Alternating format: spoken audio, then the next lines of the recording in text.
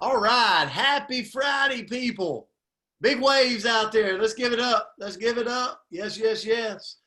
The world we live in today, I always say I love to see people smile and I love to see people wave. It's good to see that. So happy Friday. We're gonna send you into the weekend on a very bright note. And so I'm going to turn it over in just a second to Coach Myra Miles. But before I do, I'm excited this morning. And I'll tell you why. A lot of you know my background. I was a high school football coach. I was a head football coach, state of Alabama. Went on to be a principal and athletic director. Now run my own business all over the world. And a lot of you are involved in it, and some of you are not. But here's the thing. Through the years, when I was a little boy, not a little boy, growing up, I watched this gentleman you're going to hear from today. I watched him. I saw him just tear through a defense at running back, go play professional, become a coach, and I just followed his career. And I listened from Coach Myra Miles of her deep respect for him, absolute dear respect for him. And so I couldn't be more excited. Just a couple of weeks ago, I had the pleasure to have lunch with him and his son. And, it's just, when you get to sit down with somebody that has a heart for people, you leave away with a lot of value. So I really appreciate his time this morning. I appreciate you being here on this community, this Coach's Corner. Coach Myra Miles, I'm going to turn it to you. Hey, thanks, Brent. I could talk literally for 30 minutes nonstop about Bobby Humphrey. Brent told you about his athletic background. I'm going to tell you a little bit about him as a man, a father, a husband, a son. He's a phenomenal guy. In my days working at Hoover, he was one of those people that I completely entrusted and leaned on. He's got a fabulous family. And Bobby, I can't thank you enough for joining us, buddy. Got Dr. Sutherland even on the call today, Bobby. So she's tuning in, wanting to hear you as well. So at this time, I'm very, very honored to introduce everyone to Bobby Humphrey, and I cannot wait to hear his message. Thanks, Bobby. Well, I hope I don't. Good morning, everyone. I hope I don't let you down, Myra. Never. I had a pretty busy couple of days. I'm actually in California, so I'm up a little early this morning. Got in late last night, and so I tried to put some things together to try to share with you all. I guess I don't have much time. I got another Zoom call, believe it or not. I scheduled these Zoom calls without anticipating. One thing I need to talk about in this session is planning. Scheduling a Zoom call for first thing in the morning and going out on the West Coast typically gonna work very well when you set Zoom calls for the East Coast times. But yes, it's delighted to be on. Myra, somebody I has truly respected and has grown to love. She took care of all 5 of my children when she was in Hoover, at Hoover High School in Alabama, and she just don't know the impact that she's made on them, as well as the coaching staff that worked up under her when she was the AD at Hoover High School. And matter of fact, that's why I'm out here in California now. My youngest son is the starting point guard for the University of San Diego Toros. So we out here visiting him. Just got him moved into his new apartment. He's moving off campus. So we out here doing the parent thing and putting our final touches before we go back to Birmingham, make sure he's good. But I got another call around about 9:30 that I did set up, so I apologize. Myra, I don't know how set up. Should I just talk 10 minutes and that kind of open up the floor for questions?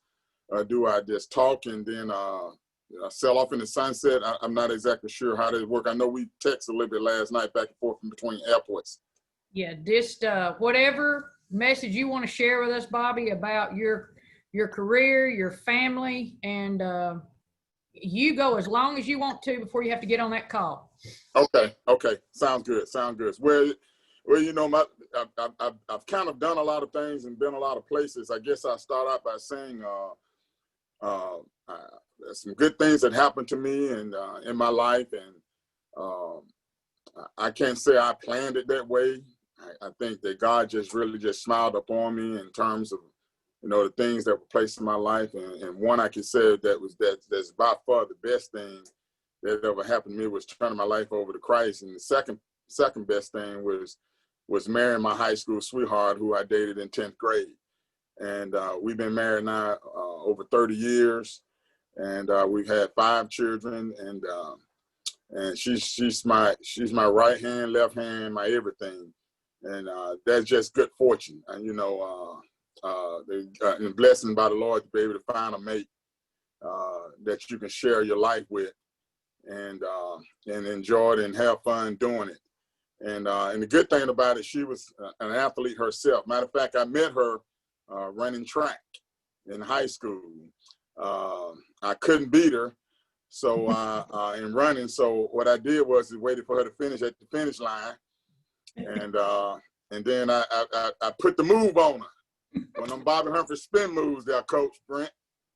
And I got her, and I locked her in, and I don't know what she saw of me, but I had her food. But she got too much investment in that. 5 kids in 30 years, she can't get out now.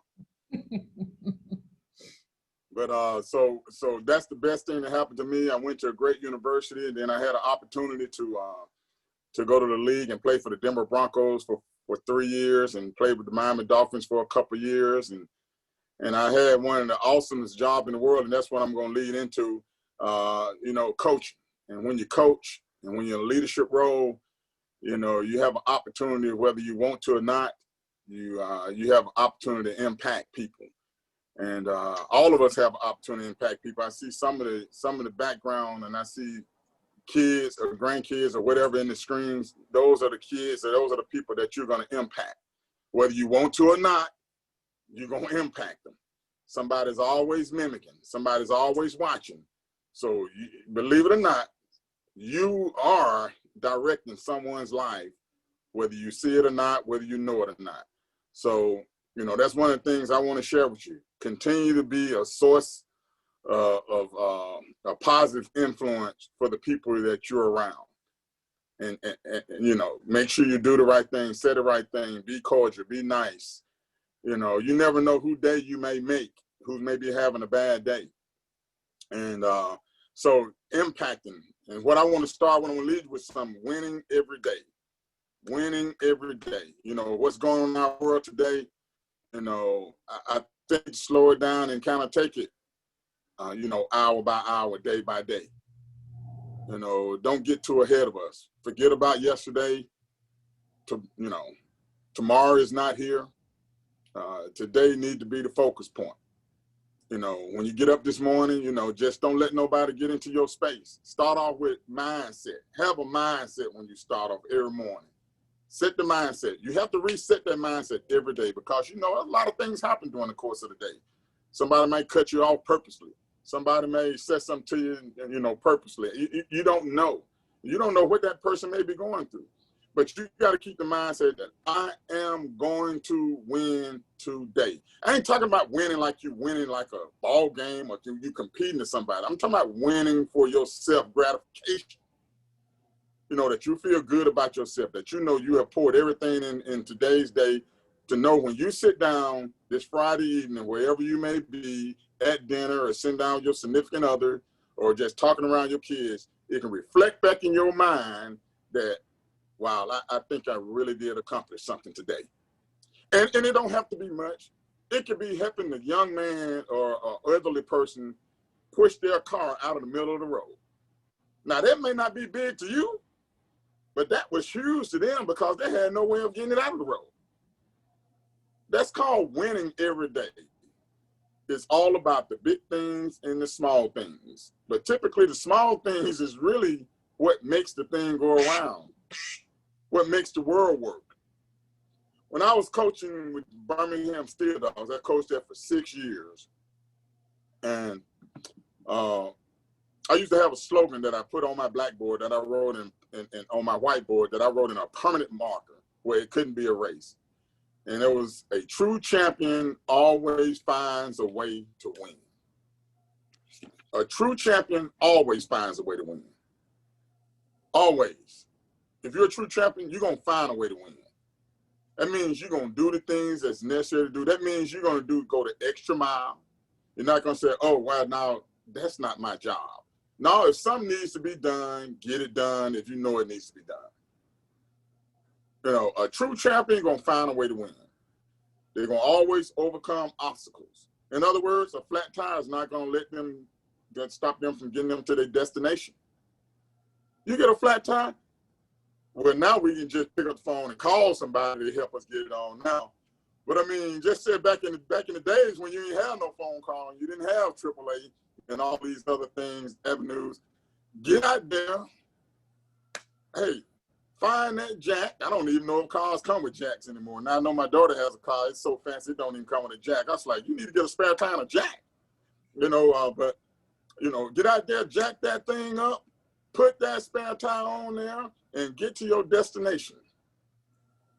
Don't let nothing stop you from accomplishing and reaching your goals. And that's all a part of finding a way to win. For self-gratification. And helping others is a main key to that. You know, I told my son back when he was, when he was in freshman, he was a basketball player. And I was telling him about, you know, making sure he'd be a rounded player. I said, just because you don't make the bucket, you can pass the ball to the guy who makes the bucket. You know what happens, what they do with that? They give you something called an assist. Now, as a point guard, assists are sometimes more valuable than points. If you're a point guard. Now, the person that's watching the game think the man that's so much value is the guy who's scoring all the points. But how is the guy who's scoring the points going to score the points if nobody throwing the ball? He can't throw it to himself. So it's called working together and helping each other. And you never know what the value. I always go back to the beginning in the Bible. At the beginning, God made man. Okay? Man was so miserable, didn't know what to do. He had to make woman a helpmeet. So he made two people to work together. Just imagine you had everything in the world. You were rich, you were wealthy, you could buy anything you want, and you was here by yourself. Would that be any fun? You got all this here and you have nobody to share it with. Nobody to spend it with. Nobody to talk to. So we need each other.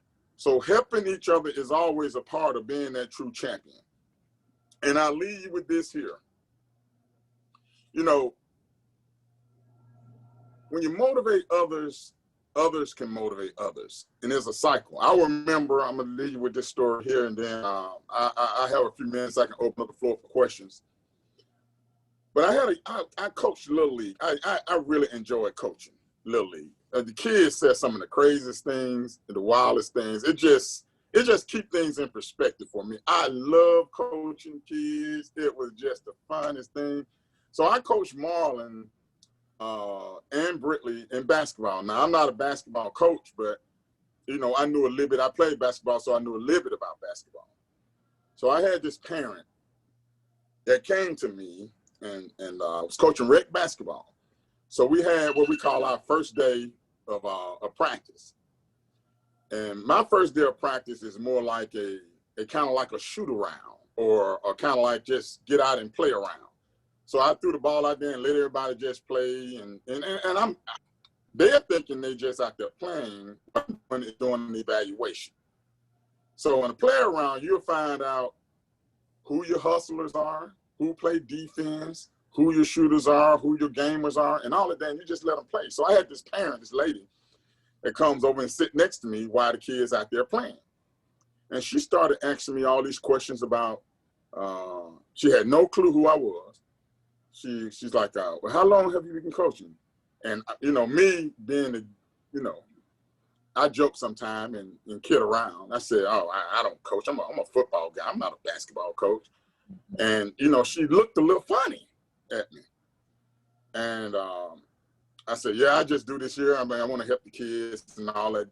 I'm not a basketball coach. So lo and behold, she went home and her husband and told her husband about this guy that was going to coach her son.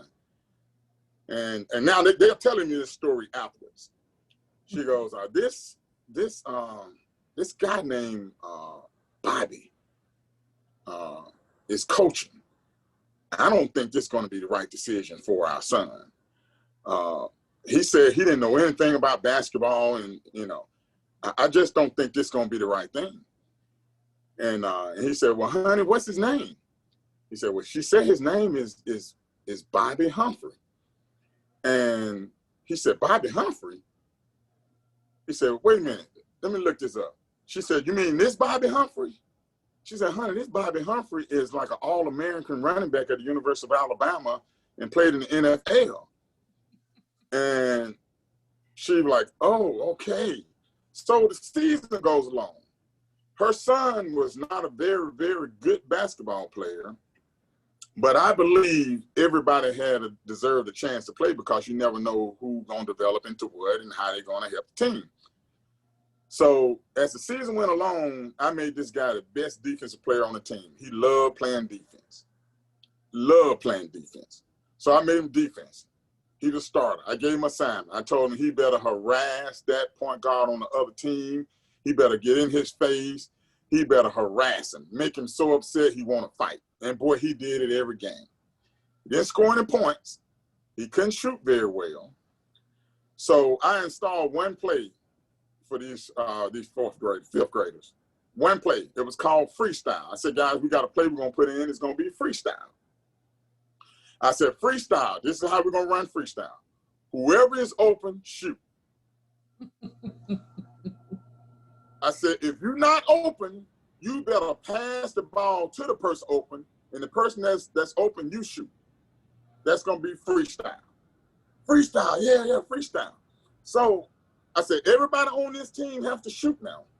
I don't believe in certain players shoot and certain players not shoot. Because if you put in the mind that a player should shoot when he's open and should shoot and could win the game, he may not shoot it. He may freeze up. So everybody had to shoot.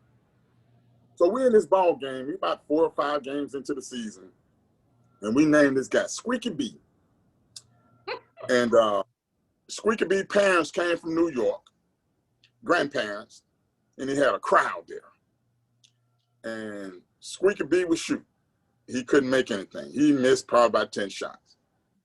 And halftime came up. He came over there and sat on the bench with me, and he told me, he said, Coach, I'm not going back in the game. I don't want to play anymore. I said, what do you mean you don't want to play anymore? He said, I don't want to play anymore. I said, what do you mean you want to play anymore? I said, son, let me tell you something. You know, if you never shoot the ball, you know you'll never make a bucket. You can never score any points if you never shoot. If you never try, it never happened. So I encouraged him to go back in the game. He went in the game, and I whispered in Marlon's ear. Marlon was playing the point guard. I said, Marlon, I want you to pass the ball to Squeaky B every time you come down the court. Just passing the ball. Every time you come, just passing the ball. So Marlon comes down the court, he's passing the ball. Squeaky B hit a little 5-footer. He comes back down. He hits a 3-pointer. He hit 4 buckets in a row, and this kid started running down the court like this. I mean, he was so excited, he ended up scoring about 12 points in that game. So after the game, the mom came to me. The same mom who questioned my coaching ability, she came to me and she goes, and she's crying. And I'm like, what in the world is going on? I mean, true tears, crying, and that means I have no clue of what's going on. And she comes to me, she said, Coach Humphrey, do you not know my son has been on the basketball team for 2 years, and the coaches have told him do not shoot the ball. And he was not allowed to shoot and was not allowed to play. She said, this is the best experience we've ever had. in our life with our son. And she gave me a big hug. Now, I had no clue that was going on. And his grandparents and his father and all his siblings, everybody was at this particular game. So what I say is that be conscious of how you treat others, because you never know what they may be going through. Be a true champion. Find a way to win. Have the discipline to be able to accomplish all of your goals. Do what needs to be done. Do it when it needs to be done. The grass needs cutting. When does the grass need cutting? It needs to be cut now. Do what needs to be done. Do it when it needs to be done. Doing it the best you know how, and doing it that way every single time. And never ever forget about others. God bless you. God smile upon you is my prayer. Myra, that's it in a nutshell. Any questions or anything? Okay. Well, then can I take this back? Okay. I'm sorry, Myra. I didn't know you had stepped away.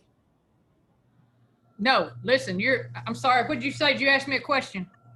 I said, is there any questions from anybody? I mean, I know we got people from all over the globe, and I didn't hear nobody say Roll Tide, so I heard a little volunteers, and I heard Wisconsin, and well, and let me just say this real quick. Just if you could briefly, his wife, Barbara, like I said, she's a superstar. She's on board of trustees at the University of Alabama. She is a champion, as he said. You want me to go down right quick on all of that? Yeah, just briefly give us a little. His kids are unbelievable. Yeah, they're good athletes, good people, but I mean, they're outstanding young men and women. So quickly, if you would, Bobby, share a little bit about one of them real quickly.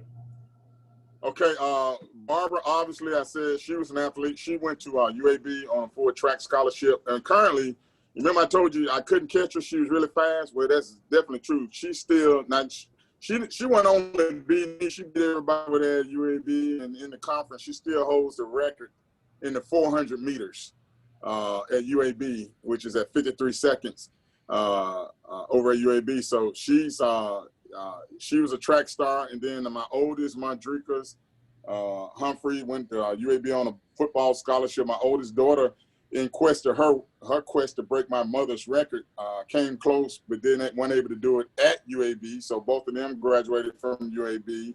And then obviously, I think many of you guys may know Marlon Humphrey. He went to Alabama, and he plays for the Baltimore Ravens. My youngest daughter, is a senior at LSU. She finished third in the NCAAs in the 300-meter hurdles. The 400-meter hurdles. So she's running track, and in her last season at LSU. And obviously, I told you at the beginning that I'm out here in San Diego visiting my youngest son, and he's playing basketball. He's starting point guard at the University of San Diego, not San Diego State, but USD, University of San Diego Terra Rose. So that's kind of all we do. I still reside in Hoover. My wife and I are not empty nesters. Everybody's gone. We did have everybody back for COVID, so we did have a little time that we spent some time together, but everybody now has kind of scattered abroad. And I currently work at Bryant Bank here in the Birmingham area. And hey, I do a little bit of speaking, not as much as I used to, but I tell you this here, boy, I love helping people. And just my joy. Oh, my wife and I, we started a track program. We have put several kids in school in track and field. We run a program through the summer, Speed City Summer Track Program. We have about 120 kids every summer from the ages of 8 to 18, boys and girls, that we train during the summer in the areas of track and field, and help them with getting scholarship. We also help them with certain things in terms of life skills, as well as, helping them with ACT prep and getting them ready for college and anything else they need, and advising them on schools and selection of colleges where they want to attend. Well, Bobby, I know you got to jump on your next Zoom. I cannot thank you enough. Right when I think you can't make an impression on me, you done stepped it up big today, buddy. That was an awesome, awesome message. Please tell Miss Barbara and Marion that I said hello. Love y'all. Coach Palmer, do you want to say anything to wrap it up? Yeah, I just want to say thanks, Bobby. I had the privilege of getting to have lunch with you and your son, and it's just when you can connect the dots with people that's got a heart for helping people and blessing others, it's invaluable. So thank you for your time this morning. Safe travels, and I'll say it, roll tide. Thank Thanks, you, Bobby. guys.